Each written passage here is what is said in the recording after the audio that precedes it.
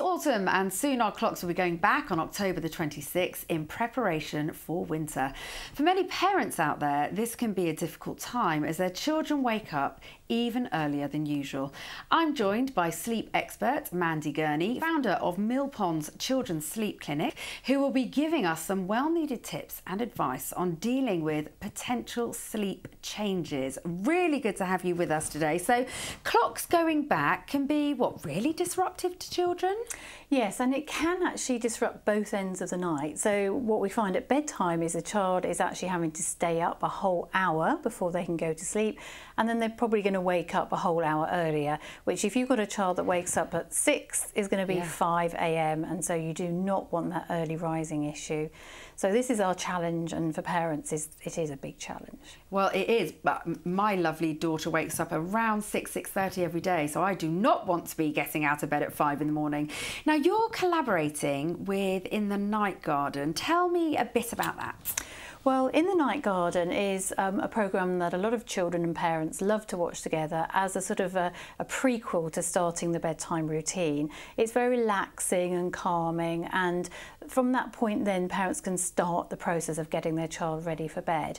What I would say though is parents do have to be mindful of turning off TVs and screens and things about an hour before their child goes to sleep, because there has been some research that shows that melatonin, which is the sleep hormone, can be suppressed by bright light. Okay. So we do have to say to parents, please, just be a bit aware of that and not have those screens on right close to bedtime. Particularly nowadays, because screens are everywhere, aren't they? Yeah, and they're very portable.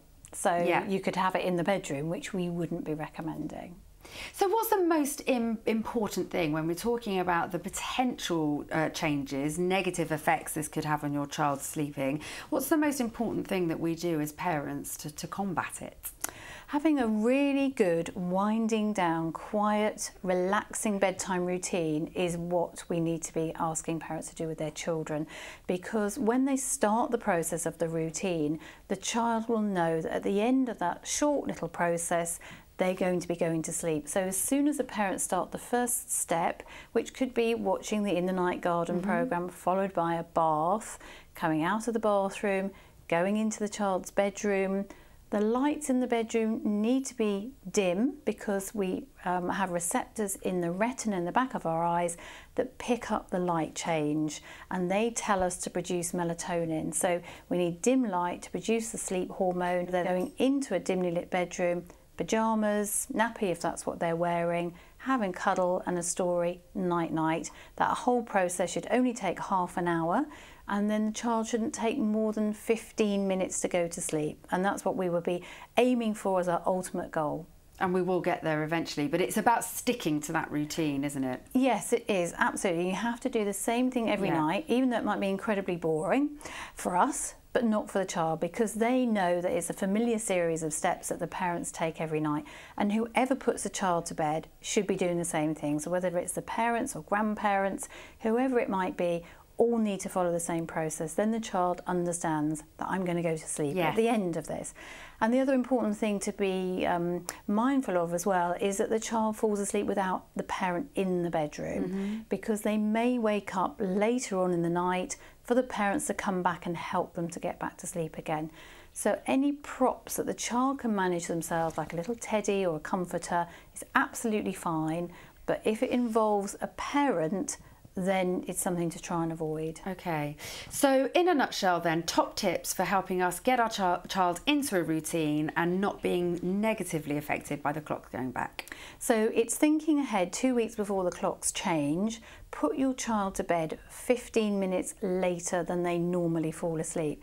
Do that for 3 to 4 nights, and then move them again by another 15 minutes later. So we start that now? Start it now. Right. Yeah, so you need to start thinking about that from this weekend actually. You could start that Saturday or Sunday, slowly shifting the body clock in 4 incremental stages so that they're actually then falling asleep a whole hour later.